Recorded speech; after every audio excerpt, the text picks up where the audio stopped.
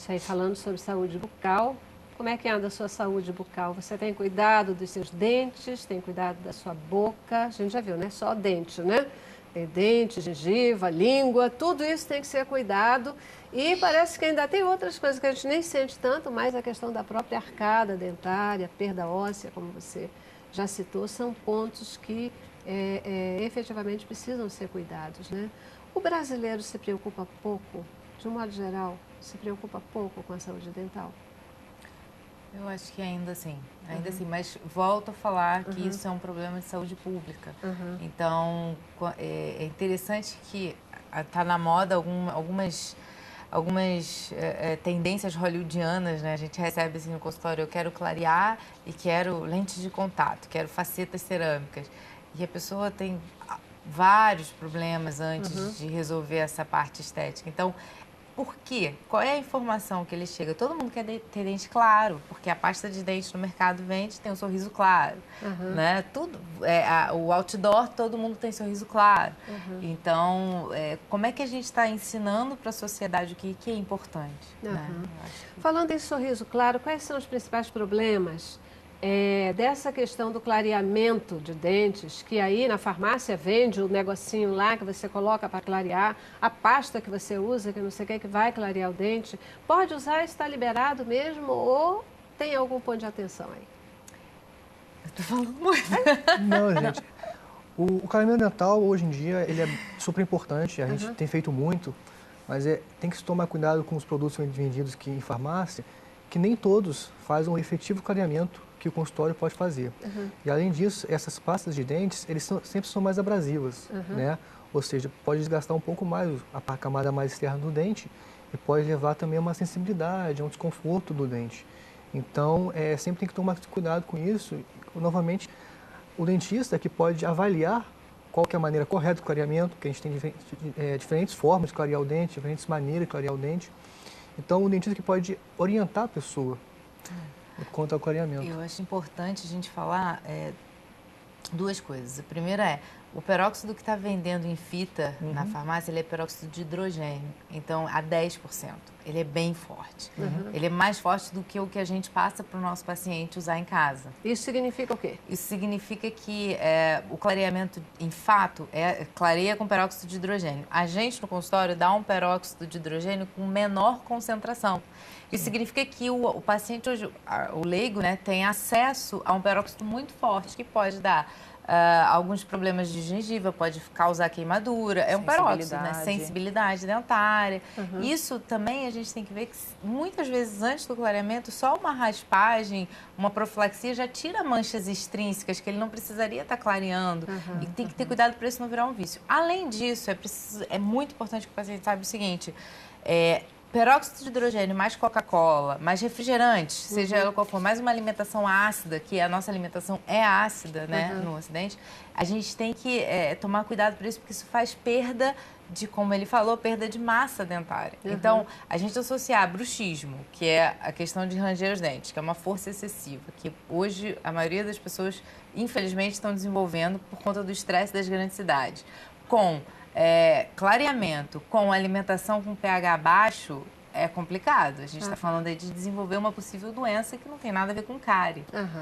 E a pessoa adquire essa doença e não tem conhecimento, não sabe como é que eu posso melhorar isso, resolver isso, entendeu? As pessoas consomem isso, fazem o clareamento, tem um problema e acaba que um problema que era muito mais fácil, ela ter ido antes do dentista resolver, acaba se tornando um problema muito mais difícil que ela tem que ir no dentista para resolver isso de uma maneira mais complicada e mais trabalhosa também. De uma forma bem simples e breve, na verdade, o clareamento consiste em quebrar pigmentos e deixar aquela estrutura mais clara. Mas para quebrar pigmento de algo que a gente enxerga como se fosse completamente uma barreira, uma parede, você precisa de que forma? Então, você altera a permeabilidade. Então, está aí a grande importância de ter supervisão, procurar mesmo um dentista.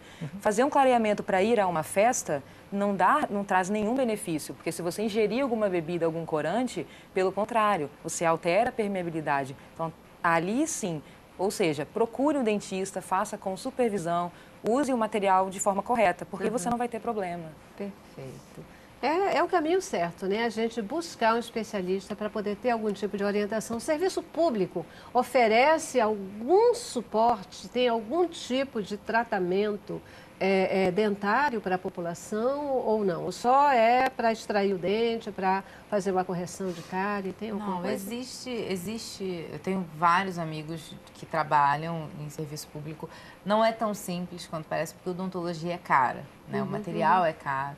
E, infelizmente, as nossas prefeituras e a parte realmente pública não está munida de bons materiais e de uma boa qualidade para isso. Mas existe solução, sim.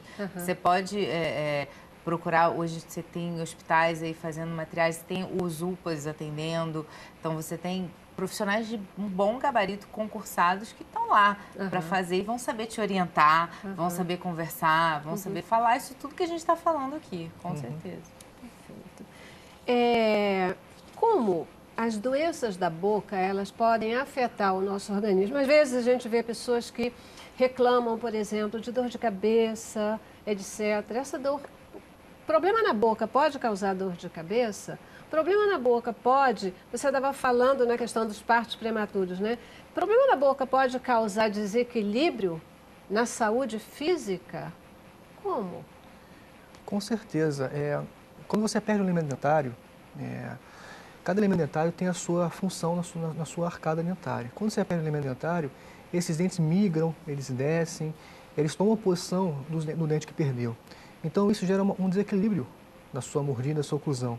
E isso pode gerar problema na sua ATM, na sua articulação. E essa articulação pode causar dor de cabeça, pode causar um desconforto na musculatura da sua face. Então, a perda de um dente causa um desconforto grande para o indivíduo, como você falou, uma dor de cabeça. E outra coisa que ela até comentou um pouco antes, a doença periodontal pode causar, além do parto prematuro, o baixo peso da criança ao nascer. Então, a boca é uma porta de entrada para várias outras doenças. Né? Não sei se você concorda, Sem dúvida, pode né? Como a gente falou do infarto agudo, né, do miocárdio, parto prematuro, doenças articulares. Eu já vi paciente que tinha doença periodontal, foi tratado e ele tinha dificuldade de andar e ele andou. A gente tem hoje, na medicina esportiva, eles estão mais atentos a isso, por causa dos atletas de alta performance, né? Eles cuidam mais disso, porque é lesão, é bactéria, né? E é corrente sanguínea. E as bactérias, infelizmente, as bactérias da boca têm afinidade pelo aparelho do miocárdio, enfim.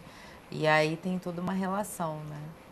Para mim é completa novidade, né? Que um problema bucal pudesse causar infarto. Né? Ajuda, né? Ator já ouvi muita coisa, mas eu nunca tinha considerado e para você ver, né? E num tempo em que o estilo de vida, o estresse, ele está aí violento, realmente é complicado. Mas você trouxe aí um monte de equipamentos, vamos ver se a gente consegue ainda mostrar para o nosso telespectador aquela questão da mastigação, etc.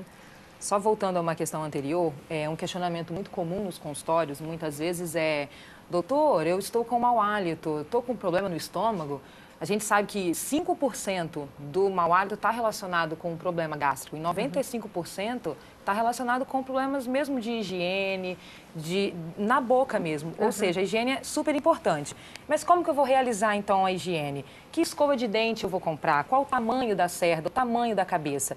O ideal é compatível o quê? Com a sua abertura de boca. Eu tenho vários dentes, tenho que ir até lá atrás, a minha boca é pequena. Uma escova que tem a cabeça grande não é interessante para esse tipo de paciente. Mas aí eu tenho uma boca menor, eu sou mais jovem, eu vou usar uma cabeça da escova menor. Mas e aí, escova macia, escova dura? Poxa, escova dura limpa mais. Você poderia pensar dessa forma. Mas, na verdade, o que higieniza a boca não é a força, e sim a quantidade de movimento. É um movimento repetido naquela região. Então, o ideal é uma escova de cerdas macias, para não machucar. Se a gente observar aqui, ó, a gente vê que a gengiva ela é cheia de voltinhas, ela é arredondada. Então, esse movimento, ó, é um movimento incorreto, porque você está de forma reta algo que é circular e você pode acabar por machucar aquela região. Então, o ideal, ó, para pacientes adultos, que você faça esse movimento, ó. Para a criança, peça a criança que feche a boca e o pai e a mãe, depois que a criança escovou, o pai vai finalizar a escovação, vai fazer o retoque. Então, vai fazer esse movimento circular, conhecido como a técnica de Bass. Então, você está deslizando a escova com movimento circular de um lado a outro. Ah, mas aí você vai escovar só a parte da frente dos dentes? Não, claro que não. Aqui é para as crianças agora, em aonde mastiga é hora de fazer o trenzinho, ó. Escova aqui, parte superior, ó, hora de fazer o trenzinho. E para as mães, para conferir se a criança realmente escovou o dente, ó, hora de sujar o espelho, ó. Porque a gente não pode esquecer da parte de trás, ó. Aqui é hora de sujar o espelho, hora de sujar o espelho. E por fim, tem que fazer o quê? Língua para fora e varrer o tapetinho. Então essa é a ordem. Para as crianças, ó, bolinha, bolinha, trenzinho, trenzinho, sujar o espelho e varrer o tapetinho, escovar a língua. Não tem ausência. E aí você que é adulto também tem que fazer o trenzinho, tem que sujar o espelho. Nesse modelo a gente trouxe, se você tem uma ausência dentária ou usa uma prótese, que você remova a prótese e limpe aqui do lado, ó. Por isso esse modelo sem o dentinho, para ver que quando você passa, você não entra na cavidade sem dente. Então tem toda uma personalização da escovação também, né? E tá aí a grande importância do fio dental, porque se Exatamente. você observar, a escova de dente ela não alcança entre os dentes. As cerdas não são capazes de alcançar essa região para ter realmente uma higiene eficiente. Então, por isso o fio dental passando por essas superfícies aqui, entre os dentes. E outra coisa importante, voltando para o implante, muitas pessoas acham que depois que coloca o implante não precisa fazer higiene do implante. Pelo contrário, a gente tem que melhorar muito mais a higiene para não perder o implante, porque assim como você perder o dente, você também pode perder o implante se não tiver higiene da região. Então a limpeza do implante, a higiene do implante é essencial. Então não adianta pensar, não, agora já caiu, já coloquei o implante, agora não preciso mais ter preocupação, nada disso, Pelo né? contrário, pelo contrário. Continua tendo. Até maior a higiene na região. E essa questão do fio dental, né? O fio dental é importante, poucas pessoas acabam sabendo usar o fio dental, às vezes machucam a gengiva na hora de usar o fio dental. Tem algum tipo específico melhor para ser utilizado? Fita, né? Eu gosto bastante da fita dental e você entrar com ela com delicadeza. Tem como mostrar aqui? Não. Acho que não, né? Agora acho que não. Depois a gente mostra. Com delicadeza de um lado, de outro. E o paciente fala muito assim, eu passo o fio e sangra. Está sangrando. Isso. Continua passando. Muitas vezes ele está passando, ou ele está passando bruto demais, mas às vezes ele passa e sangra, porque realmente é uma região que não está sendo limpa. E assim que acabar a inflamação, aquilo vai parar de sangrar. Não precisa ter medo do sangramento. E se começar a sangrar, ele deve procurar um dentista ou isso é normal, é só por conta dessa questão que você falou, de que está mexendo com o local que ele não está Sempre é aconselhável que se procure o dentista pelo menos 2 vezes, 3 vezes no ano. Né? E quem tem doença periodontal, mais ainda. E aí ele vai tirar todas as dúvidas, mas esse medo do sangue não precisa ter. O sangramento não pode persistir mais do que 3 dias, 3, 5 dias, porque aí algo não está dentro da normalidade. Então aí tem que procurar ajuda profissional. Maravilha, é isso aí. Vamos lá, já vamos no nosso último intervalo, gente, viu como passa rápido? É impressionante, né? Rapidinho. Então, vamos para o nosso último intervalo e a gente volta para considerações finais aí de vocês. Tá bom? Vamos lá. Cabeça pra cima.